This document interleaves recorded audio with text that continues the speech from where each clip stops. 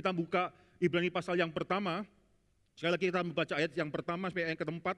Hari ini kita akan masuk dalam ayat yang ketiga. Saudara, minggu lalu kita sudah bicara mengenai ayat yang kedua. Hari ini kita akan masuk dalam ayat yang ketiga. Mari kita membacakan sekali lagi keempat ayat ini yang terus ada kesinambungan satu dengan yang lainnya. Mari kita membacanya bersama-sama. 1, 2, 3. Setelah pada zaman dahulu Allah berulang kali dan dalam pelbagai cara berbicara kepada nenek moyang kita dengan perantaraan nabi-nabi, maka pada zaman akhir ini Ia telah berbicara kepada kita dengan perantaraan anaknya, yang telah Ia tetapkan sebagai yang berhak menerima segala yang ada. Oleh Dia Allah telah menjadikan alam semesta.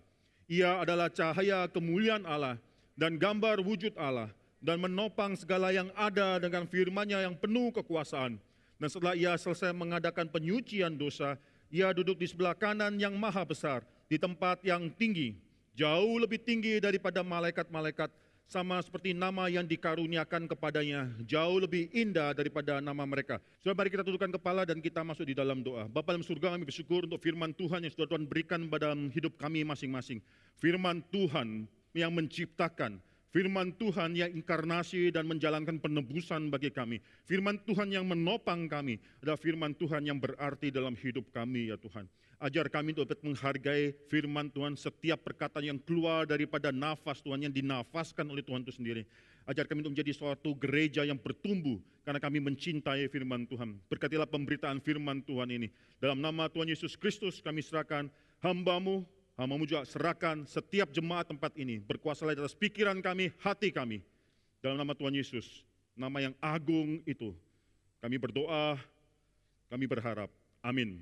Saudara, sekali lagi saya mau tekankan ada 7 kalimat yang penting dalam Ibrani pasal yang pertama, ayat kedua sampai ketiga, yang menyatakan mengapa Kristus itu demikian supreme, demikian utama, lebih daripada semua nabi-nabi. Ayat yang pertama, lebih daripada semua malaikat-malaikat. Ayat yang keempat, saudara, Kristus ada 7. Yang pertama, Ia ditetapkan, ini refreshing sekali lagi apa yang sudah dikatakan minggu lalu. Ia ditetapkan sebagai yang berhak menerima segala yang ada. Oleh Dia Allah menjadikan segala sesuatu. Yang ketiga, Ia adalah cahaya kemuliaan Allah. Yang keempat, Ia adalah gambar wujud Allah. Yang kelima, Ia menopang segala yang ada dengan firman-Nya yang penuh kekuasaan. Yang keenam, Ia selesai mengadakan penyucian dosa. Yang ketujuh, Ia duduk di sebelah kanan yang maha besar.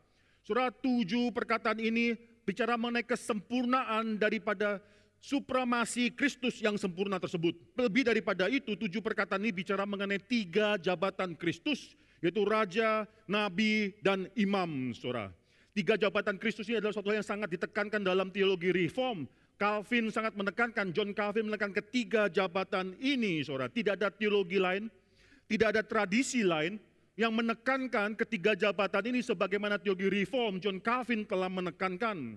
Kalau saudara melihat, saudara, seringkali terjadi kesalahan teologi karena salah satu dari jabatan ini ditekankan lebih daripada jabatan yang lain. Atau bahkan ketiga jabatan ini tidak terlalu ditekankan. Lutheran, saya mengulang lagi apa yang saya katakan minggu lalu, dan dalam pengulangan saya akan kembangkan lebih lagi, tambahkan lebih lagi. Ini bukan hanya pengulangan, ada hal-hal yang baru yang akan saya sampaikan, saudara catat dengan baik-baik. Lutheran, tradisi Lutheran, menganggap bahwa satu daripada jabatan itu lebih penting daripada semua jabatan yang lain. Atau bahkan tidak ada jabatan itu yang terlalu penting untuk dibicarakan. Maka Philip Melanchthon mengatakan jabatan imam lebih tinggi atau lebih penting daripada jabatan lainnya. Nicholas Hunius mengatakan jabatan rajalah yang lebih penting. Atau Johannes Quenstedt mengatakan ketiga jabatan ini sama sekali tidak perlu banyak diperdebatkan. Unnecessary, tidak terlalu penting untuk dibicarakan, saudara. So, kalau saudara lihat kesalahan-kesalahan doktrin juga sering terjadi karena salah mengerti mengenai ketiga jabatan ini. Rasionalisme, atau mungkin lebih tepat diwakili oleh ajaran-ajaran liberal. Ajaran liberal sangat menekankan Kristus sebagai nabi lebih daripada yang lainnya, saudara. Termasuk Karl Barth. Karl Barth sangat menekankan bahwa fungsi Kristus yang paling utama itu adalah revelation, revealer yang menyatakan siapa Allah tersebut. Bahkan dalam teologi Karl Barth, revelation itself, pemwahyuan atau wahyu tersebut, revelasi tersebut adalah suatu hal, yaitu rekonsiliasi. Itulah pemikiran daripada Karl Barth. Revelation is reconciliation dalam pemikiran daripada Karl Barth, saudara. Saudara, agama-agama atau ajaran-ajaran lain yang salah, mistisism sangat menekankan masalah daripada keimamam Kristus, yaitu priesthood of Christ menjadi sesuatu yang sangat utama sekali. Millennialism, yaitu orang-orang yang sangat menekankan mengenai 1000 tahun, sangat menekankan yaitu sifat raja daripada Kristus. Orang karismatik pada saat ini juga sangat menekankan sifat raja daripada Kristus. Ketika satu sifat daripada jabatan Kristus lebih diutamakan, lebih ditekankan, maka biasanya itu sudah menghasilkan error di dalam jabatan atau office daripada Kristus yang lainnya. Calvin sekali lagi mengatakan, the three offices of Christ, ketiga jabatan Kristus ini adalah fondasi iman yang menyelamatkan kita. Sekali lagi, saudara, bagi Calvin, saudara, ketiga jabatan Kristus ini adalah fondasi, a firm foundation, fondasi yang sangat teguh, yang akhirnya mendasari yaitu iman yang menyelamatkan kita ini, saudara. Saudara, Bavinck mengatakan keterkaitan, Herman Bavinck, saudara, keterkaitan antara satu jabatan dengan jabatan yang lain. Memang ketiga jabatan ini adalah satu jabatan yang berbeda satu dengan yang lain, tapi tidak bisa dilepaskan satu dengan yang lainnya, saudara. Everything he is, siapa dia? Everything he says, saudara, apa yang dia katakan. Everything he has done, apa yang dia sudah lakukan. Everything he is, says, and done, saudara, itu semua menyangkut ketiga jabatan ini, saudara. Saudara, sekali lagi Bavinck mengatakan ketiga jabatan ini dilakukan secara bersama-sama oleh Kristus. Dia ambil contoh yang sangat sederhana, saudara, yaitu di dalam Matius. Kalau saudara perhatikan Matius, coba kita buka Matius pasal 5, 6, 7 itu berbicara mengenai Kristus yang sedang mengajar. Kalau kita sedang mengajar berfirman itu biasanya adalah jabatan yang ditekankan atau yang dimengerti adalah jabatan daripada nabi. Nabi berfirman, nabi berkata-kata, nabi mengajar, saudara. Tapi kalau saudara perhatikan dalam kesan pendengar dalam akhir daripada Matius pasal 7 ayat 29, saudara, maka saudara bisa melihat suatu hal yang lain. Bukan saja Kristus mengajar, bahkan Kristus mengajar berbeda dengan semua ahli-ahli Taurat mereka. Mengapa? Karena Kristus mengajar dengan otoritas.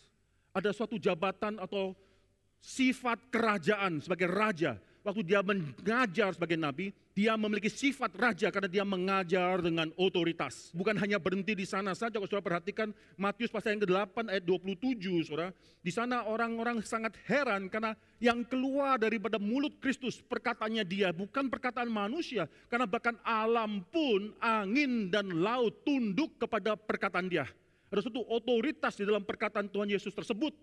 Sehingga ini berbeda sekali kesan pendengar. Sekali lagi, kalau saudara baca Matius pasal 7, akhir daripada khotbah di bukit tersebut. Matius pasal 7 ayat 29, ia mengajar mereka semua takjub karena ia mengajar mereka sebagai orang yang berkuasa, tidak seperti para ahli Taurat mereka, saudara. Saudara, lebih daripada itu saya bisa kasihkan contoh yang lain. Kalau saudara buka misalnya Yohanes pasal yang ke-18 adalah suatu kisah yang sangat menarik. Ini adalah saat di mana Yesus dihakimi, Yesus dibawa. Kita bisa baca mulai daripada ayat yang ke-33 dan seterusnya. Maka Yesus dibawa ke hadapan Pontius Pilatus. Dan Pontius Pilatus bertanya pada Yesus, apakah engkau raja orang Yahudi? Lalu Yesus menjawab, kerajaanku bukan daripada dunia ini, tapi kerajaanku adalah dari surga. Jika kerajaanku daripada dunia ini, maka hamba-hambaku akan melawan supaya aku tidak ditawan oleh orang-orang Yahudi ini. Kerajaanku bukan dari sini. Lalu Pilatus bertanya, jadi engkau raja? Engkau mengaku engkau raja? Tidak peduli kerajaanmu ada di mana, engkau mengaku engkau adalah raja. Yesus mengatakan, Yohanes pasal 18 ayat 37, engkau menyatakan bahwa aku adalah raja. Untuk itulah aku lahir dan untuk itulah aku datang ke dalam dunia ini. Saudara, setelah itu Yohanes pasal 19 ayat 1-3 menyatakan bagaimana Yesus diserahkan lalu disesah. Pikir daripada Pontius Pilatus, yang penting dia sudah menghukum Yesus. Lalu dia ditampilkan, ayat yang keempat dibawa keluar, diberikan mahkota daripada duri, dikenakan jubah ungu, jubah kerajaan tersebut. Ayat ke-6, orang-orang tidak puas, orang Yahudi mengatakan salibkan dia, salibkan dia. Kalau saudara terus baca ayat ke-12, Pilatus ingin membebaskan Yesus. Tapi orang Yahudi mengatakan kalau engkau membebaskan dia, engkau bukan sahabat daripada Kaisar. Setiap orang yang menganggap dirinya sebagai raja, ia melawan Kaisar. Ayat yang ke-15, Pilatus mengatakan, haruskah aku menyalib rajamu? Lalu orang Yahudi berteriak, kami tidak mempunyai raja selain daripada Kaisar. Saudara perhatikan satu hal. Waktu Kristus datang, pengorbanan Kristus di atas kayu salib, dan semua yang kita anggap itu adalah suatu hal yang dia lakukan sebagai imam, mempersembahkan korban, dan korbannya adalah dirinya sendiri. Tapi kalau ini dikatakan dalam Yohanes pasal 18, dia disalibkan justru karena dia adalah raja. Untuk itulah aku dilahirkan, untuk itulah aku datang itu untuk menjadi raja. Alasan Yesus menjadi raja adalah alasan mengapa orang-orang Yahudi ingin menyalibkan dia. Maka di sini sudah ada suatu keterkaitan yang tidak bisa dilepaskan antara ketiga jabatan ini. Dan kita akan terus belajar mengenai hal ini, ketiga jabatan Kristus. Yaitu dari perkataan dia sebagai seorang nabi, kuasa datang. Waktu dia ingin menjadi seorang korban, imam dan juga korban daripada korban bakaran tersebut untuk Anda dan saya. Raja juga hadir pada saat itu, sifat raja, natur raja, jabatan raja juga datang pada saat itu. Hal ini tidak bisa ada yang diputuskan satu dengan yang lainnya, saudara.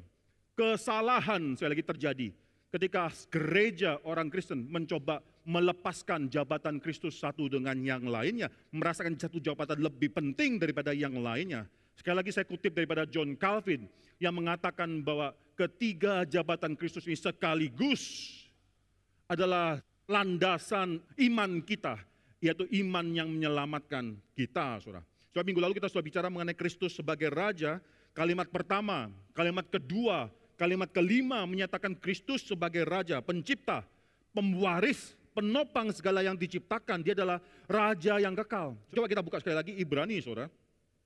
Saudara baca Ibrani pasal 1, ini menarik sekali ketika penulis Ibrani, pengkhotbah di sini ingin menyatakan supremasi Kristus di atas atau lebih daripada Old Covenant people, yaitu orang-orang perjanjian lama, yaitu orang-orang Israel. Maka dia menyatakan Kristus sebagai Kristus yang menciptakan. Kristus yang akan mewarisi segala sesuatu. Kristus yang sedang menopang segala sesuatu dengan firman yang penuh dengan kekuasaan. Dengan kata lain, saudara, Kristus adalah Tuhan atas segala sesuatu bagi orang Yahudi, bagi orang Israel, bagi Old Covenant people, tapi juga bagi orang pada zaman ini, yaitu bagi New Covenant people, bagi gereja Tuhan, saudara. Saudara, suatu kesulitan ketika kita orang-orang Yahudi melihat Kristus yang datang dalam penuh kelemah lembutannya dia, penuh kehinaan. Ini raja macam apa yang semacam demikian? Kalau raja yang datang semacam demikian, lebih baik kita menolak dia. Raja yang datang bukan dengan kuasanya, bukan dengan kemuliaannya. Raja yang datang bukan dengan naik kuda yang begitu gagah, tapi dengan keledai masuk ke Yerusalem. Raja yang datang tanpa ada trompet yang menyatakan kekuasaan dia. Raja yang datang tanpa membawa singgasana dan lain sebagainya. Raja yang akhirnya harus mati dari kayu salib. Raja macam apatah semacam demikian. Itu menjadi suatu batu sandungan bagi orang-orang di zaman yang lalu, the Old Covenant people. Tapi jangan lupa, seringkali kita juga tersandung dengan konsep raja. Kristus adalah raja. Saudara perhatikan Ibrani pasal yang kedua, saudara. Ibrani pasal yang kedua ayat ke-8. Segala sesuatu telah engkau taklukkan di bawah kakinya. Sebab dalam menaklukkan segala sesuatu kepadanya, tidak ada sesuatu pun yang ia kecualikan yang tidak takluk kepadanya. Tetapi sekarang ini belum kita lihat bahwa segala sesuatu telah ditaklukkan kepadanya. Ini dinyatakan setelah Kristus sudah menang di atas kayu salib. Tapi sekarang kita belum lihat bahwa segala sesuatu telah ditaklukkan kepadanya. Seringkali dalam hidup kita juga merasakan bahwa Kristus akan belum menang atas segala sesuatu. Sekali pergumulan dosa kita yang menang. Sekali pergumulan penyakit kita yang akhirnya memenangkan, merebut keyakinan kita daripada Kristus.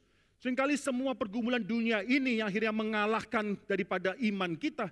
Seakan dunia ini masih sangat sulit. Seakan dunia ini masih belum menyatakan bahwa Kristus bisa berkuasa atas segala sesuatu. Memang belum. Belum saatnya Kristus dimuliakan secara penuh. Saya katakan sekali lagi, orang-orang karismatik, orang yang mementingkan the health and wealth sebagai gospel iman mereka, yaitu kekayaan, kesembuhan dan sebagainya. Mereka sudah mencuri kemuliaan Kristus yang akan datang tersebut. Kristus datangan pertama masih dengan kehinaan, masuk dalam palungan, bukan dengan kemuliaan dia sebagai raja, walaupun dia raja, dia tidak menganggap diri sebagai raja. Tapi ketika Kristus datang yang kedua kali, saudara, itu dia datang sebagai raja dengan penuh kuasa, dengan penghakiman. Michelangelo pernah melukis satu lukisan besar sekali, yang akhirnya dilukiskan oleh Schauke, seorang pelukis yang pernah kita kenal. yang dia gambarkan waktu masuk Katedral Mesias di Kemayoran. Itu ada suatu gambaran sebelum masuk, ada suatu gambaran itu perjamuan terakhir, The Last Supper daripada Kristus, lukisan daripada Leonardo da Vinci, kopi, saudara. Itu menyambut kita semua masuk. Lalu Pak Tong kasih lukisan di seberang sananya. Waktu keluar jemaat bisa melihat lukisan The Last Judgment daripada Michelangelo. Untuk ingat-ingat, waktu datang welcome. Kasih karunia Tuhan datang. Waktu keluar ingat, jangan lupa ada penghakiman Tuhan juga gitu ya. Mengingatkan jemaat juga, saudara. Itu lukisan sangat luar biasa besarnya. Di Jerman, di Munich, saya pernah masuk dalam satu museum, melihat gambaran itu yang real, yang aslinya. Museum itu dibuat satu bangunan, struktur museum itu dibuat sesuai dengan gambaran itu, saudara. Saking besarnya gambaran tersebut ditaruh di tengah, di tempat yang paling besar. Semuanya harus demikian tinggi, berapa meter tinggi gambaran tersebut. Lalu semua gedung samping-sampingnya dibangun sesuai dengan porsi daripada gedung yang tengah tersebut. So di sana waktu Kristus datang itu dengan penuh kuat kuasa, bukan dengan suatu kerendah hatian lagi. Dengan suatu hakiman, the last judgment. Dia datang sebagai raja yang akan menghakimi segala sesuatu. Tangannya ada yang memegang, ada yang seperti menghakimi segala sesuatu. Itu orang-orang yang dibawanya, ada yang ketakutan, ada yang sampai melarikan diri, menutup mukanya, takut dengan kedatangan Tuhan semacam demikian. Dengan penuh kuat kuasa, karismatik, ajaran yang salah. Akhirnya merebut kemuliaan Tuhan tersebut. Yang akan datang harus dinyatakan sekarang. Not yet, saudara. Di suatu zaman di mana Ibrani pasal 2 ayat 8, tetapi sekarang ini belum kita lihat bahwa segala sesuatu telah ditaklukkan kepadanya. Maka daripada itu, saudara, iman orang Kristen, iman mereka yang benar-benar beriman kepada Raja yang belum menyatakan dirinya sebagai Raja sepenuhnya, adalah iman yang luar biasa. Di tengah segala kesulitan hidup kita, kita beriman, itu dia adalah Raja. Di tengah segala kesulitan hidup kita, kita mengatakan dia yang berhak menerima segala yang ada. Di tengah segala tangisan air mata kita, kita mengatakan bahwa kita adalah orang yang sedang menantikan kemuliaan Raja tersebut. Soalnya saya bertemu dengan satu orang yang kasihan sekali. Tiba-tiba mendapatkan suatu email yang mengatakan dari Surabaya, ini cousin saya, suaminya, sudah masuk rumah sakit dan tidak sadarkan diri. Saya tidak kenal orang itu siapa. Saya tidak kenal siapa yang masuk rumah sakit, dia minta didoakan. Saya iakan, saya datang waktu di Philadelphia, saudara. Waktu saya datang, saudara, itu si ibu sedang duduk membaca Alkitab di tempat yang sangat sendirian. Tidak lagi ada orang dari gereja dia datang.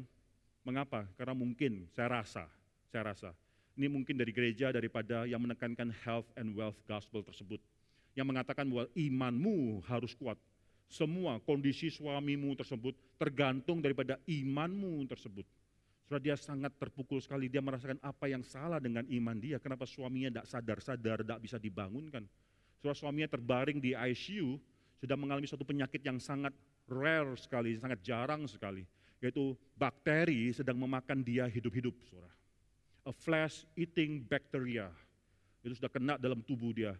Bakteri, waktu dia masih nafas, bakteri sudah makan tubuh dia. Saudara, saya mendoakan dia, saya persiapkan hati dia, saya katakan, ini adalah, kalau dia adalah kehendak Tuhan, ini masalahnya orang reform, saudara. Kalau datang ke rumah sakit, kadang-kadang menguatkan hati, tapi nggak lama kemudian justru malah mati gitu ya. Saudara, saya tidak tahu, saudara, pokoknya yang saya katakan, ibu siap-siap, kalau Tuhan berkuasa, dia akan melakukan segala sesuatu dalam hidupmu, tapi belum tentu untuk kesenangan hati kita. Saya coba persiapkan hati dia. Tidak berapa lama lagi, kemudian saya datang, itu ruangan sudah kosong, saudara. Saya tidak tahu apa yang terjadi, saudara. Kemungkinan besar memang bapak itu sudah meninggal. Saudara, bagaimana dengan hidup kita, saudara? Dengan mata apa kita melihat bahwa Kristus itu adalah Raja atas segalanya? Di sini Ibrani menuliskan, memang saat ini belum. Seakan dia belum menerima segala sesuatu. Saya tertarik dengan waktu Kristus lahir, orang Gentiles, orang kafir yang mengaku dia Raja. Waktu Kristus hampir mati, saudara, waktu Kristus hampir mati, maka saudara masih ingat, penjahatlah di sampingnya yang mengatakan, bila engkau datang, ingatlah aku bila engkau datang ke dalam kerajaanmu. Waktu dia sudah menghembuskan nafas terakhir, seorang Gentile, yaitu centurion, yang mengatakan, sungguh benar, ia adalah anak Tuhan, saudara. Seringkali orang Kristen memiliki teologi yang banyak, tapi teologi kita akan diuji pada saat kita mengalami penderitaan. Sekali lagi, teologi kita akan diuji pada saat kita mengalami penderitaan dan pada saat itu baru kita bisa melihat, baru kita bisa mengerti apakah teologi kita membuat kita semakin menikmati Tuhan bahkan dalam penderitaan. Atau justru teologi kita semakin membuat kita memberatkan diri kita. Melihat kita Tuhan yang demikian berbeda, yang akan menekan kita dalam penderitaan kita, saudara. Saudara, hari ini saudara kita akan melihat suatu hal yang penting daripada ayat yang ketiga. Kita akan lanjutkan mengenai suatu hal yang penting.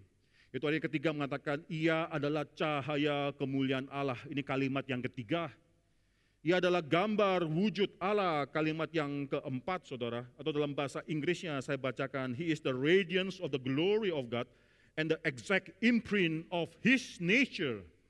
Dua hal ini yang akan kita bicarakan pada hari ini. Saudara, ini sangat menarik sekali. Saudara, ini menunjukkan bahwa Kristus supreme over everything, over everybody. Bukan karena apa yang dia lakukan saja, tapi lebih daripada itu, itulah apa, siapa dia. Sekali lagi saudara, keutamaan Kristus, keunggulan Kristus bukan didapatkan karena dia sudah melakukan sesuatu dalam hidupnya. Itu benar, tapi terlebih lagi, bukan apa yang sudah dia lakukan, tapi siapa dialah. Itu yang menyatakan dia demikian utama, saudara. Kalau saudara perhatikan, saudara bisa melihat bagaimana Kristus itu akhirnya bisa mewarisi segala sesuatu. Atau bagaimana Kristus bisa menciptakan segala sesuatu. Atau bagaimana Kristus akhirnya bisa menopang segala sesuatu. Itu semua apa yang dia lakukan, what he does. Itu bukan yang membuat dia lebih excellent daripada segala sesuatu, dari semua orang. True. Tapi lebih daripada itu, who he is. Yang membuat dia lebih daripada segala sesuatu. Di sini dua ayat ini menggambarkan mengenai identitas Kristus.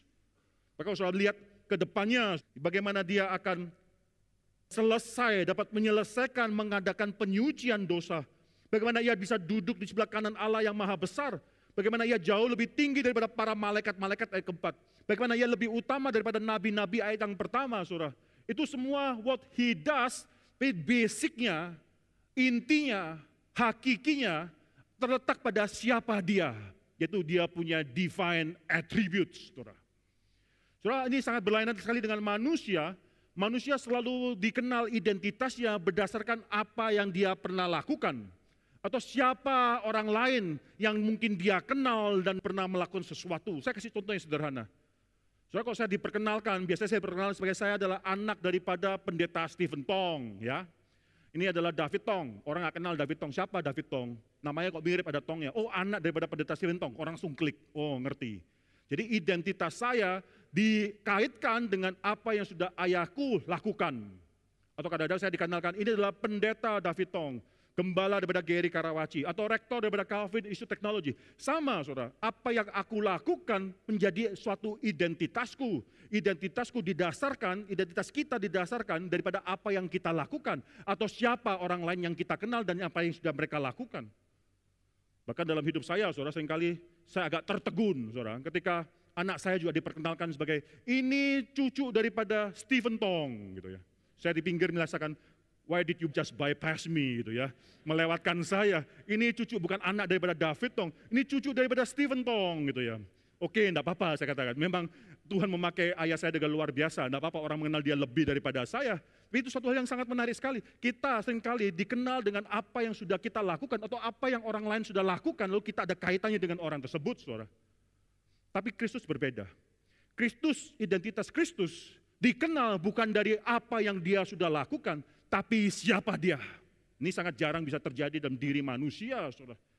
Kita tidak pernah dikenal dengan apa yang sudah atau siapa diri kita, tidak pernah bicarakan mengenai identitas kita daripada apa yang sudah kita lakukan, jarang sekali. Resume kita ketika kita mencari pekerjaan, tulis resume dalam resume. Itu list of our accomplishments. Apa yang sudah kita kerjakan, education apa yang sudah kita pernah raih, pekerjaan apa, pengalaman pekerjaan apa yang sudah kita pernah lakukan, itu semua defines us, identifies us. Tapi dalam hal Kristus, saudara, yang paling hakiki pada akhirnya bukan apa yang sudah dia lakukan, tapi siapa dia. Justru siapa dia itu yang menjadi dasar daripada dia bisa melakukan semua ini. Mengapa Kristus bisa menciptakan segala sesuatu yang ada? Mengapa Kristus bisa mewarisi segala sesuatu yang ada? Mengapa Kristus bisa akhirnya menopang segala sesuatu yang ada? karena dia adalah Allah itu sendiri. Maka di sini saudara bisa melihat sekali lagi ayat yang ketiga, ia adalah cahaya kemuliaan Allah dan gambar wujud Allah. Ayat ini akan kita bicarakan dalam bahasa Inggrisnya, saudara kalau saudara perhatikan, He is the radiance of the glory of God. Radiance, saya lebih suka menerjemahkan ini, radiance of the glory of God, bukan cahaya kemuliaan Allah, sinar yang menyatakan kemuliaan Allah. Dia adalah cahaya yang menyatakan kemuliaan Allah. Dan lagi disambung, dia adalah exact imprint of His nature. Dalam bahasa Indonesianya, agak kurang menangkap nuansa yang mau dikatakan di sana. Ia adalah gambar wujud Allah, atau terjemahan yang lebih literal, dia adalah cetakan yang persis dengan natur Allah tersebut. Bukan cuma gambar wujud Allah, cetakan yang persis. Itu kayak stempel, cetakan yang persis daripada natur Allah, yaitu Kristus itu sendiri. Saudara di sini, saudara saya bicara mengenai kalimat yang kedua, yaitu mengenai gambar wujud Allah, the exact imprint of His nature dalam bahasa Inggrisnya. Exact imprint dalam bahasa Grekanya itu adalah pakai kata karakter, saudara. Ya, ini menarik sekali, karakter. The character of His hypostasis, of His nature, character of His hypostasis. Saudara, saya mau belajar suatu hal. Apa maksudnya di sini, saudara?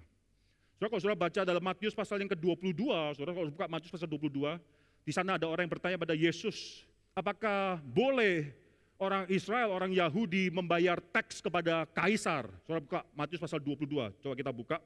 Apakah boleh kita bangsa Yahudi membayar teks kepada kaisar, saudara?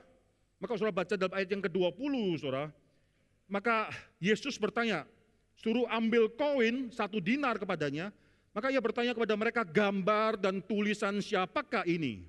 Di koin tersebut saudara dicetak gambar daripada kaisar dan tulisan menyatakan dia adalah kaisar Romawi. Maka saudara orang harus mengatakan, jawab mereka, gambar dan tulisan kaisar. Lalu kata Yesus kepadanya ayat 21, berikanlah kepada kaisar apa yang wajib kamu berikan kepada kaisar, kepada Allah apa yang wajib kamu berikan kepada Allah. Poin saya di sana adalah gambar daripada kaisar, dan oleh karena itu koin itu adalah koin milik daripada kaisar. Saudara, tapi kata yang dipakai di sini bukan karakter. Kata yang dipakai Greka di sini adalah icon, image, gambar. Coba buka Genesis, saudara, Kejadian pasal 1. Kejadian pasal 1 ayat 26 juga demikian, ketika manusia diciptakan berdasarkan gambar dan rupa Tuhan, saudara. Maka di sini berfirmanlah Allah, baiklah kita menjadikan manusia menurut gambar dan rupa kita. Ayat 27, maka Allah menciptakan manusia itu menurut gambarnya, menurut gambar Allah diciptakannya dia. Laki-laki dan perempuan diciptakannya mereka. Saudara, kita juga adalah gambar Allah. Kita juga adalah representasi Allah. Tapi kalimat Greka, by the way, saudara, dalam Kejadian pasal 1, 26 sampai 27 dan seterusnya, itu adalah dalam bahasa Ibrani. Tapi terjemahan gambar dalam bahasa Ibrani tersebut dalam LXX, yaitu Septuaginta, yaitu terjemahan kitab perjanjian lama dalam bahasa Greka. Gambar juga dipakai kata icon. Dalam bahasa Yunani adalah icon. Yang maksudnya juga adalah representasi, tapi dalam arti yang bukan exact representatif. Artinya adalah artistic representation. Tidak identical. Bukanlah suatu representasi yang identical, saudara. Yang mirip, yang serupa. Maka daripada itu, saudara, kita adalah diciptakan berdasarkan gambar dan rupa daripada Allah Tritunggal. Bukan diciptakan berdasarkan gambar dan rupa daripada salah satu pribadi daripada Allah Tunggal. Kejadian pasal 1 ayat 26, marilah kita menciptakan manusia berdasarkan gambar dan rupa kita. Manusia diciptakan berdasarkan gambar dan rupa daripada Allah Tritunggal. Itu poin pertama. Icon, kata gambar di sana, menunjukkan kita merepresentasikan Tuhan, tapi bukan exact representation. Tapi Kristus, ketika bicara mengenai Kristus, penulis Ibrani di sini bukan mengatakan Kristus itu adalah icon. Bukan, Kristus adalah karakter daripada God's nature. Maksudnya apa? Karakter berbeda dengan icon, sama-sama representasi, sama-sama adalah menggambarkan daripada apa yang direpresentasikan. Kalau icon itu seperti artistic representation, seperti koin yang dicapkan gambar daripada kaisar tersebut, itu bukan kaisar, itu cuma artistic representation daripada kaisar. Ketika bicara mengenai Kristus, pakai kata Yunani yaitu karakter. Karakter berarti the exact imprints, the exact representation. Dalam bahasa Indonesia bukan gambar rupa Allah, bukan.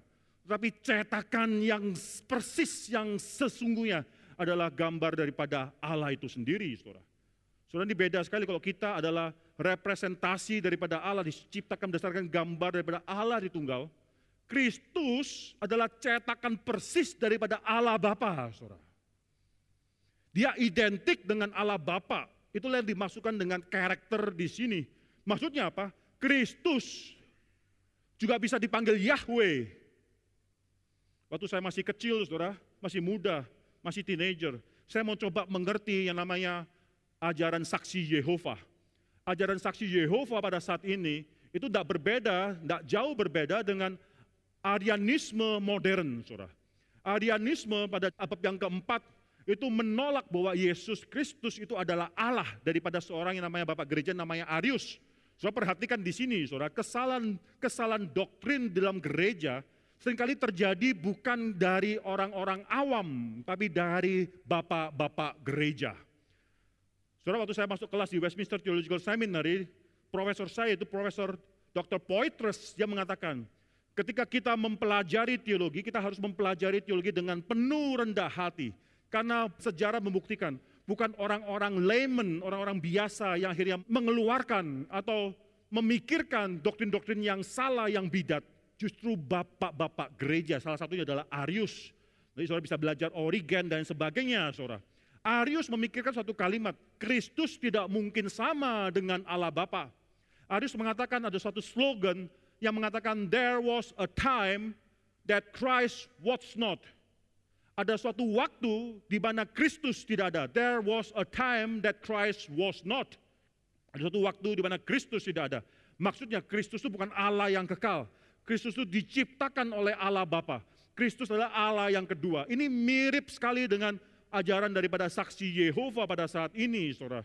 Saksi Yehova itu adalah suatu bidat, bukan bidat agama modern. Kekristenan bidat zaman modern, tidak. Adalah bidat yang sudah dikatakan bidat sejak abad yang keempat, abad yang kelima, saudara. So, maka di sini sekali lagi, saudara, ini waktu dikatakan bahwa Kristus adalah the exact imprint of His nature, character of hipostasis daripada Tuhan, maka Kristus dikatakan adalah Tuhan. Maka tidak salah memanggil Kristus adalah Yahweh. Bukan cuma Allah Bapa yang adalah Yahweh, bahkan Allah Anak juga adalah Yahweh. Coba kita buka Keluaran. Keluaran memberikan kita doktrin yang sangat penting mengenai pengertian Allah Tritunggal sejak di dalam Perjanjian Lama.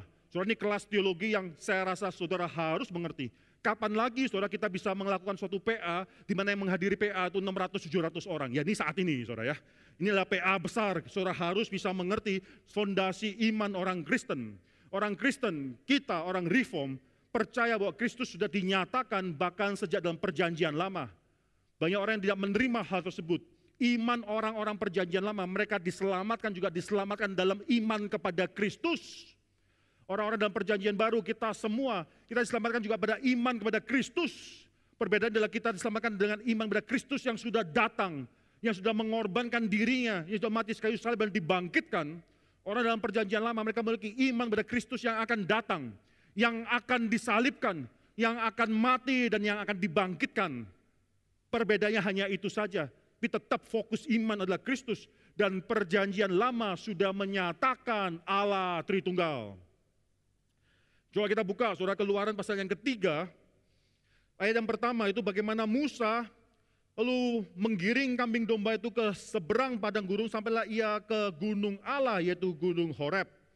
Ayat kedua mengatakan lalu malaikat Tuhan, saudara perhatikan, ini bukan Tuhan, ini malaikat Tuhan, bukan itu saja, ini malaikat, lalu Tuhannya di sana adalah huruf besar semua dalam bahasa Indonesia. Dalam bahasa Indonesia, the angel of the Lord. Lordnya huruf besar semua, ini Yahweh. Terjemahannya adalah pakai Yahweh, saudara di sini dalam bahasa Ibrani. Septuagint menerjemahkan ayat ini, kata Tuhan itu sebagai Kyrios, saudara, Kyrios. Mengapa ini penting? Septuagint sekali lagi, saudara, LXX 70, itu berarti bahwa adalah terjemahan bahasa Yunani atas Perjanjian Lama yang tadi ditulis dalam bahasa Ibrani. Saya terjemahkan dalam bahasa Yunani. Dalam hal ini, Tuhan, malaikat Tuhan. Kata Tuhan di sana adalah Yahweh dalam bahasa Ibrani. Tapi diterjemahkan sebagai Kyrios dalam bahasa Ibrani. Mengapa ini penting? By the way, saudara, menarik sekali di sini ayat yang kedua mengatakan malaikat Tuhan menampakkan diri kepadanya pada Musa dalam nyala api. Bukan Tuhan, malaikat Tuhan. Ada suatu pribadi yang bukan Tuhan, yang bukan Yahweh. Pribadi ini adalah pribadi yang berbeda dengan pribadi Yahweh tersebut. Ini adalah malaikat Tuhan. Kalau saudara perhatikan dalam ayat yang keempat, sekarang berubah dari malaikat Tuhan, sekarang disebut sebagai apa saudara? Ayat yang keempat. Tuhan. Pribadi yang tadinya berbeda dengan Tuhan, malaikat Tuhan, sekarang dipanggil sebagai Yahweh. Maka dalam ayat keempat ketika dilihat Tuhan, bukan dilihat malaikat Tuhan.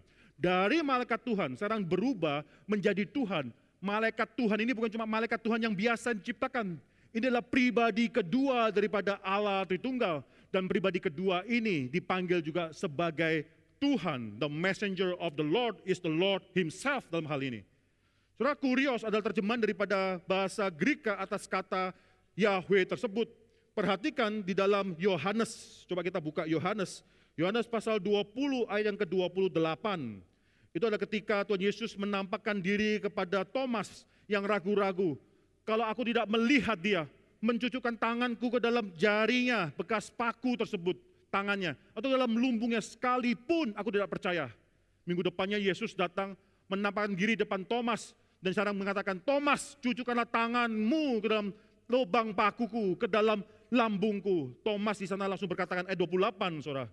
Di sana Thomas langsung berkata, ya Tuhanku dan Allahku.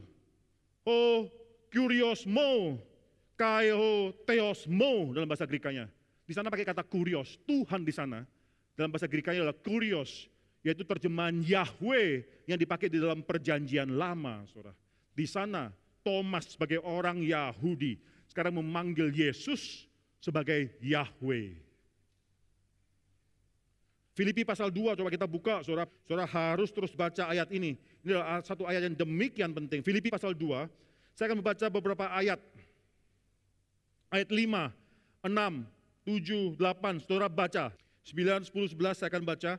Itulah sebabnya Allah sangat meninggikan dia dan mengaruniakan kepadanya nama di atas segala nama. Supaya dalam nama Yesus bertekuk lutut segala yang ada di langit dan yang ada di atas bumi dan yang ada di bawah bumi. Segala lidah mengaku Yesus Kristus adalah kurios Yahweh. Yesus Kristus adalah Tuhan bagi kemuliaan Allah Bapa. Saudara, ketika Paulus menuliskan kalimat-kalimat ini, Paulus adalah seorang Farisi yang benar-benar mengerti Alkitabnya dia. Dia dilatih di bawah Gamaliel, seorang yang demikian berpendidikan, mengerti perjanjian lama. Dia sedang mengutip Yesaya pasal 45, coba kita buka Yesaya pasal 45. Yesaya pasal 45 kita baca ayat yang ke-23, 22, 23. Saya baca bagi saudara. Berpalinglah kepadaku dan biarkanlah dirimu diselamatkan, hai ujung bumi. Sebab akulah Allah dan tidak ada yang lain. Demi aku sendiri, aku telah bersumpah, dari mulutku telah keluar kebenaran. Suatu firman yang tidak dapat ditarik kembali. Semua orang akan bertekuk lutut di hadapanku dan akan bersumpah setia dalam segala bahasa dan seterusnya. Di sini Paulus sedang mengutip Yesaya pasal 45 khususnya ayat ke-23. Semua akan bertekuk lutut di hadapan Yesus. Tapi di sini Yesaya mengatakan berhadapan aku, yaitu Allah itu sendiri. Maka Yesus tidak lain adalah juga Yahweh itu sendiri. Dan kita bisa mengerti kali ini dalam Ibrani pasal 1 ayat yang ketiga, karena dia adalah character of hypostasis daripada Tuhan. Dia adalah the exact imprint of his nature. Itu kalimat yang penting sekali, saudara. Dia adalah Tuhan itu sendiri. Dia adalah Yahweh itu sendiri. Bersyukurlah karena kita mengenal Yahweh lah yang menyelamatkan kita. Tuhanlah Mesias kita. Mesias kita adalah Yahweh itu sendiri. Waktu saya masih kecil, saya waktu mempersiapkan diri untuk berhadapan dengan orang-orang saksi Yehova, saya membaca satu kalimat, bahwa Yesus adalah Yahweh. Saya kaget, saudara. Ternyata saya juga tidak pernah selama ini mengerti bahwa Yesus adalah Yahweh. Di samping daripada perikop atau paragraf tersebut, saya tulis kata no, tanda seru. Waktu itu saya tidak mengerti sebagai seorang remaja, saudara. Tapi Alkitab dari ujung sampai ujung, depan sampai belakang menyatakan Yesus adalah Yahweh itu sendiri. Maka saudara, tanpa kita pernah belajar mendalam mengenai Alkitab dan firman Tuhan, jangan-jangan Teologi kita tidak beda dengan orang saksi Yehova, saudara. Kita bisa mengaku kita datang ke gereja Reform setiap hari Minggu, mendengarkan firman Tuhan. Tapi waktu diuji teologi kita tidak beda dengan saksi Yehova. Karena kita menganggap Yesus bukan Yahweh. Yahweh adalah Allah Bapa saja, saudara. But Alkitab mengatakan di sini, pada hari ini saya harus mendeklarasikan bahwa He is the exact imprint of God's nature. He is character of hypostasis daripada Tuhan itu sendiri. Ini suatu hal yang menguatkan kita, saudara. Saudara, karakter menunjukkan natur. Kalau suatu natur, maka karakter adalah exact representation, exact imprint, cetakan yang sesungguhnya daripada natur tersebut. Saya mau tanya, saudara, natur kita adalah natur orang berdosa yang sudah ditebuskan. Natur kita adalah natur Kristus. Natur kita adalah natur daripada, bukan kita adalah Kristus, bukan. Natur kita adalah natur yang sudah disempurnakan di dalam Kristus, itu maksud daripada saya. Oleh karena itu, saudara, kita harus berhati-hati. Karena kalau kita berkata karakter orang Kristen, itu sebenarnya kita sedang menggambarkan bagaimana karakter kita. Kita adalah exact representation, imprint daripada natur kita. Waktu kita akhirnya menjadi orang Kristen yang mengatakan saya adalah orang yang sudah ditebus, natur yang sudah ditebus dalam Kristus Yesus, tapi hidup masih penuh dengan dosa. Kita bukan menjalankan panggilan kita sebagai orang Kristen. Karakter kita demikian berbeda dengan natur kita dalam Kristus. Kristus adalah karakter daripada natur Tuhan. Dia adalah the exact representation of God's hypostasis. Ini yang sangat penting yang harus kita pelajari pada hari ini, saudara. Itu yang pertama. Kristus, identitas dia itu unggul, bukan apa yang dia sudah lakukan atau yang dia sudah capai, apa yang dia sudah genapi itu benar. Menyatakan dia demikian unggul dibandingkan orang-orang yang lain itu benar. Tapi lebih daripada itu, yang pertama yang dikatakan dalam ayat kedua, ayat ketiga ini adalah suatu fakta bahwa dia, status dia, ontologi dia, siapa dia yang membuat dia lebih daripada yang lainnya. Hal yang kedua yang mau diajarkan dalam ayat kedua, ayat ketiga ini, pada akhirnya dia adalah radiance of God's glory. Dia adalah cahaya atau radiasi atau cahaya sinar yang menyatakan kemuliaan Tuhan tersebut. Sinar daripada kemuliaan Tuhan. Maksudnya apa? Di dalam fungsi dia menjadi mediator antara Tuhan dan manusia, tanpa Kristus, Allah Bapa tidak mungkin bisa dikenal oleh manusia. Kita hanya bisa mengenal Allah melalui Kristus. Ini yang membedakan kekristenan dengan agama-agama yang lainnya. Saudara perhatikan Yohanes pasal 14 ayat 6. Di sana Yesus mengatakan, akulah jalan, kebenaran dan hidup. I am the way, the truth, and the life. Tidak ada seorang pun yang datang kepada Bapa tanpa melalui aku. Itu suatu kalimat yang tidak mungkin dikatakan oleh semua agama filsafat yang lainnya. Pendiri agama, orang filosof ingin mencari Tuhan, ingin datang kepada Allah Bapa, tapi bypassing Christ. Suatu hal yang tidak mungkin. Bahkan Kristus adalah mediator Allah Bapa dan manusia, bukan setelah manusia jatuh dalam dosa saja. Tapi bahkan sebelum manusia jatuh dalam dosa, Kristus adalah mediator of God's revelation. Di sini dikatakan He is the radiance of God's glory. He is the exact imprint of His nature. Itu bukan berkata setelah manusia jatuh dalam dosa, tidak. Itu adalah His ontology, His identity, His being. Tanpa Kristus, tidak seorang pun yang bisa datang pada Tuhan Allah Bapa. Tanpa mediator ini, sebelum jatuh dalam dosa, apalagi setelah manusia berdosa. Saudara, dalam Yohanes pasal 14 ayat 6, setelah Yesus mengatakan, I am the way, the truth, and the life. Lalu Philip, kalau sudah baca dalam Yohanes pasal 14 ayat 8, mengatakan, Tuhan, cukup tunjukkanlah Allah Bapa. Ini agama, saudara. Agama mau cari Allah Bapa tanpa Kristus. Kristus mengatakan, I am the way, the truth, and the life. Tidak ada seorang pun yang datang kepada Bapa tanpa melalui aku. Philip mengatakan, tidak usah mediator. Langsung tunjukkanlah Bapa, itu sudah cukup bagi kami. Tunjukkanlah Bapa kepada kami, sudah cukup. Lalu apa yang dijawab oleh Kristus ayat ke-9? Siapa yang sudah melihat anak, sudah melihat Bapa. Enough.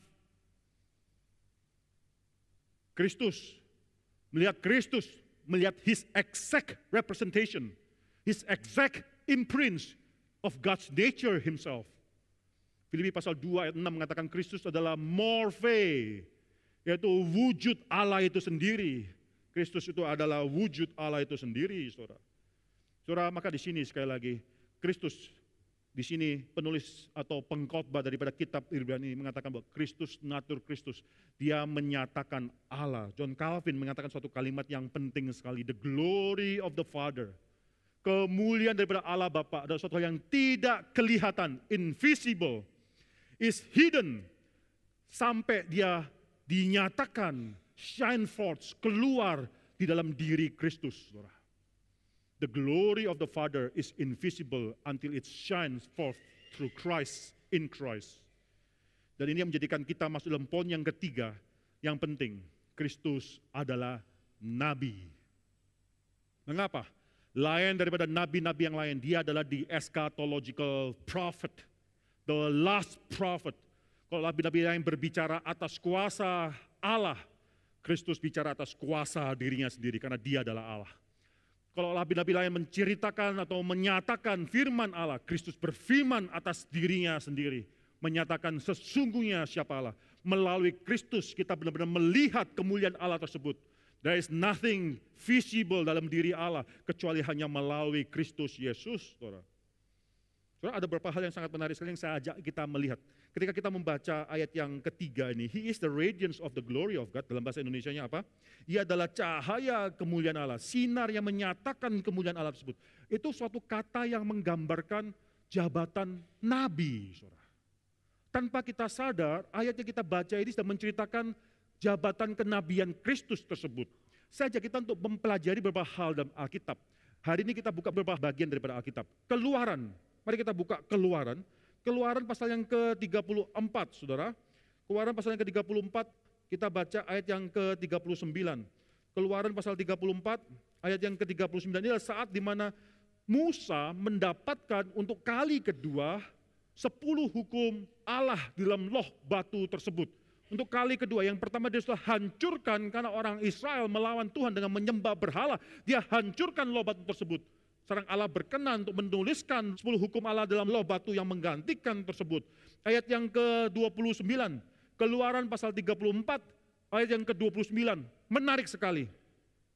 Ketika Musa turun dari gunung Sinai, kedua loh hukum Allah ada di dalam tangan Musa ketika ia turun dari gunung itu. Tidaklah ia tahu bahwa kulit mukanya bercahaya oleh karena ia telah berbicara dengan Tuhan. Dia tidak sadar bahwa mukanya sekarang bercahaya karena dia sudah berbicara dengan Tuhan. Muka Musa mengeluarkan cahaya kemuliaan Tuhan. Dan Musa adalah satu nabi terbesar yang dianggap nabi terbesar oleh orang-orang Israel, saudara. Saudara bayangkan juga dalam Matius, coba kita buka Matius pasal yang ke-17. Matius pasal yang ke-17 ayat yang kedua. Ini adalah transfigurasi daripada Kristus Yesus di atas gunung. Ayat kedua, Matius pasal 17 ayat yang kedua, lalu Yesus berubah rupa di depan mata mereka, wajahnya bercahaya seperti matahari, pakaiannya menjadi putih bersinar seperti terang dan seterusnya. Ayat ketiga, maka tampak kepada mereka Musa dan Elia, ini prophets. Ini sekarang Yesus yang dinyatakan sebagai the prophets, dengan mukanya yang bercahaya tersebut. Cahaya yang menyatakan dia adalah seorang nabi, saudara. Cahaya di muka menyatakan dia adalah seorang nabi. Sekarang di samping muka atau Tuhan yang sudah ditransfigurasikan tersebut, ada Musa, ada Elia sedang berbicara dengan dia. Di dua nabi di dalam zaman orang Israel. Petrus berkata, Tuhan betapa bahagia kami berada di tempat ini. Jika engkau mau biarlah aku dirikan di sini 3 kemah, satu untuk engkau, satu untuk Musa, dan satu untuk Elia. Maksudnya apa? Mereka masih tidak tahu Yesus yang utama. Yesus becomes one among the 3 of them. Inilah kerusakan kekristenan. Menganggap Kristus cuma satu di antara orang-orang yang hebat. Inilah anak-anak Tuhan, inilah murid-murid Tuhan. Saya akan baca, saudara, nanti saya akan kumpulkan data-data ini terlebih dahulu, saudara. Revelation, yaitu Wahyu. Wahyu pasal yang pertama, saudara. Wahyu pasal yang pertama. Ayat yang ke-10, pada hari Tuhan, Wahyu pasal yang pertama ayat ke-10, pada hari Tuhan aku dikuasai oleh roh dan aku mendengar dari belakangku suatu suara yang nyaring seperti bunyi sangkakala. Katanya, apa yang kau lihat tuliskanlah dalam sebuah kitab dan kirimkanlah kepada ke-7 jemaat ini dan seterusnya. Saudara bisa melihat yang berbicara di sana, saudara, pada akhir dalam ayat yang ke-13 saya bacakan. Di tengah-tengah kaki Dian itu ada seorang serupa anak manusia, berpakaian jubah yang panjangnya sampai di kaki dan datanya berlilitkan ikan pinggang dari emas. Kepala dan rambutnya putih, bagian bulu yang putih metah dan matanya bagaikan nyala api. Cahaya semua di sini, saudara. Dan kakinya mengkilap bagaikan tembaga, membara dalam perapian, suaranya bagaikan desau air bah. 16. Dan di tangan kanannya memegang 7 bintang. Dari mulutnya keluarlah sebilah pedang tajam bermata dua, wajahnya bersinar-sinar bagaikan matahari yang terik. Soalnya ini bicara wajah, Musa wajahnya bersinar. Dan transfigurasi Yesus Kristus wajahnya bersinar dan dihapit oleh 2 nabi yaitu Musa dan Elia. Nanti di zaman akhir ketika Yesus datang, dia akan membawakan firman-Nya, menyuruh Yohanes Pembaptis menuliskan firman-Nya kepada 7 gereja. Dan mukanya akan bersinar seperti terik matahari. Saudara, apa maksudnya di sini? Nabi Musa yang mendapatkan firman daripada Tuhan, dinyatakan ketika dia bertemu dengan Tuhan, mukanya mencerminkan kemuliaan Tuhan. Jadi kalau sudah baca 2 Korintus, coba kita buka 2 Korintus. Kemuliaan Tuhan yang ada dalam diri Musa ada satu kemuliaan yang akan hilang. 2 Korintus pasal 3 ayat 7, semua membaca dalam bahasa Indonesianya, saya akan baca dalam bahasa Inggrisnya. 2 Korintus pasal 3 ayat 7, yang saya baca dalam bahasa Inggrisnya. Now if the ministry of death carved in letters on stone came with such glory, maksudnya hukum Taurat tersebut, dikatakan itu adalah ministry of death, saudara. Hukum Taurat tersebut yang dituliskan dalam letters di dalam batu tersebut, came with such glory, datang pada orang Israel dengan kemuliaan yang luar biasa sekali. That the Israelites, orang-orang Israel could not gaze at Moses' face, tidak bisa melihat muka Musa, karena kemuliaannya yang dinyatakan dalam muka Musa yang akan dibawa dalam kepemberhentian. Because I could not gaze at Moses' face because of its glory which was being brought to an end. Semulia-mulianya muka Musa yang menampilkan kemuliaan Tuhan sebagai nabi yang demikian penting karena menurunkan hukum Taurat kepada orang Israel tersebut. Semulia-mulia muka daripada nabi ini, katanya kemuliaan akan diberhentikan, which was brought to an end. Yang digantikan sekarang adalah Kristus. Kristus ini menceritakan jabatan Kristus sebagai nabi. Muka Kristus, Kristus bercahaya. He is the radiance of God's glory. Waktu ditransfigurasi, Matius pasal 17 kita buka. Waktu ditransfigurasi, muka Yesus seperti cahaya matahari, dia dihimpit oleh Musa dan Elia. Orang-orang mau mendirikan kemah bagi Yesus, Musa dan Elia. Ayat yang kelima, saudara. Keluarlah suara daripada surga yang mengatakan, inilah anak yang kukasihi, kepadanya lah aku berkenan. Dengarkanlah dia. Listen to this prophet, the son of God, prophet, listen to him. Bukan cuma listen to him saja. This prophet is so different, begitu berbeda dengan nabi-nabi yang lain, yang juga mengharapkan orang Israel mendengarkan dia di dalam wahyu, saudara. Kalau saudara baca wahyu pasal yang pertama tadi, dalam ayat yang ke-11, yang prophet ini, the eschatological prophets, yang mukanya bercahaya seperti terik matahari ini, dia akan mengatakan, apa yang kau lihat, sekarang tuliskanlah. Semua nabi hanya bisa mengatakan orang untuk dengarkan dia. Tuhan, the eschatological prophets, bukan cuma meminta semua orang mendengarkan dia, bahkan dia memiliki suatu wewenang untuk memerintahkan Yohanes, Rasul Yohanes untuk menuliskannya. Saudara, mengapa demikian berbeda antara Kristus dan nabi-nabi yang lain? Nabi-nabi yang lain melihat Kristus, melihat Tuhan, wajahnya bersinar. Kristus adalah the radiance of God's glory. Dia sinar yang memancarkan kemuliaan Tuhan itu sendiri. Secara tanpa sadar, saudara sedang membaca suatu ayat yang penting yang menyatakan, kalau saudara bandingkan Musa, saudara bandingkan transfigurasi Kristus, saudara bandingkan wahyu, ini sedang bicara mengenai jabatan Kristus sebagai nabi and the eschatological nabi, the last prophet tersebut.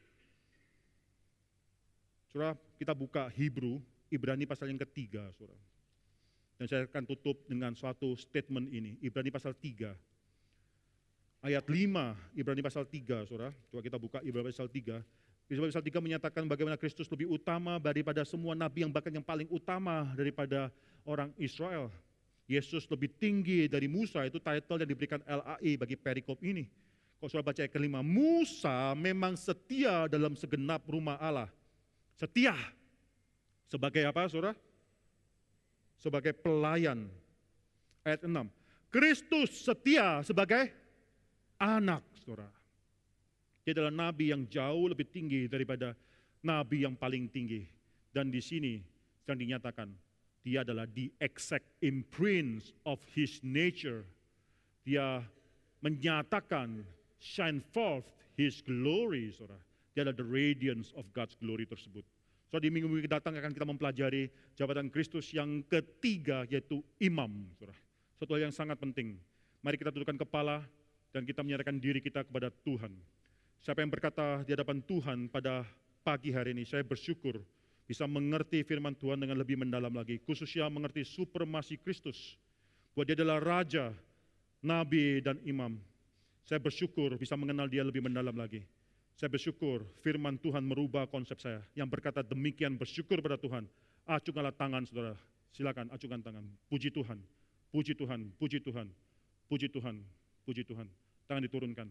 Ada yang mengatakan, saya bersyukur pada hari ini, saya baru mengenal siapa Kristus yang sebenarnya. Saya baru mengenal dia lebih dari kaya daripada apa yang sudah saya terima selama ini. Saya menyatakan diri beriman kepada Kristus. Saya menyatakan diri kepada Raja, Sang Raja tersebut. Saya mengatakan demikian, sekarang acungkan tangan saudara. Adakah? Puji Tuhan. Adakah lagi yang lain? Puji Tuhan. Adakah lagi yang lain? Mengatakan, saya percaya dan menyatakan diri beriman kepada Kristus. Dari kebaktian pagi hari ini, saya mengatakan demikian, acungkan tangan saudara, belakang, depan, puji Tuhan, puji Tuhan, puji Tuhan, puji Tuhan, tangan diturunkan. Saudara, mari kita semua bangkit berdiri, mari kita berdoa, masing-masing berdoa, bersyukur untuk firman Tuhan yang sudah diberitakan, berdoa pada Tuhan supaya dari hari ke hari, kita diberikan stamina yang terus rindu dan merindukan, mengenal Kristus melalui kitab Ibrani ini. Berdoa untuk diri kita sendiri masing-masing, adalah orang-orang yang hina, tanpa belas kasihan Tuhan, kita adalah orang-orang yang sangat malang sekali. Mari kita berdoa supaya Tuhan tidak hanya menyelamatkan dan berhenti keselamatan tersebut, tapi keselamatan yang kita terima membuat kita semakin merindukan mengenal Tuhan lebih mendalam lagi. Mari kita berdoa untuk masing-masing respon firman Tuhan ini, bersyukur pada Tuhan. Mari kita berdoa bersama. Semua buka suara. Bapa dalam surga, kami bersyukur untuk semua yang sudah Tuhan berikan dalam hidup kami. Ya Tuhan, kami bersyukur untuk firman Tuhan yang sudah kami dengarkan, yang sudah diberitakan di atas mimbar ini ya Tuhan. Berikanlah kami, hamba-Mu juga ya Tuhan, hari demi hari ketika mempelajari kitab Ibrani, semakin melihat keutamaan Kristus, semakin melihat keheranan Kristus yang jauh berbeda daripada manusia. Jangan biarkan kami hanya menganggap Kristus satu dari begitu banyak orang-orang hebat dalam dunia ini, dalam sejarah. Oh Tuhan, berikanlah kami belas kasihan untuk bisa melihat Kristus sebagaimana Dia adanya ya Tuhan. Ya Tuhan, ampunilah kami. Hamba berdoa untuk gereja GRI Karawaci, untuk setiap hamba Tuhan, penatua, pengurus, majelis, aktivis, juga semua jemaat ya. Tumbuhkanlah iman kami ya Tuhan. Dalam nama Tuhan Yesus Kristus kami berdoa mengucap syukur. Amin.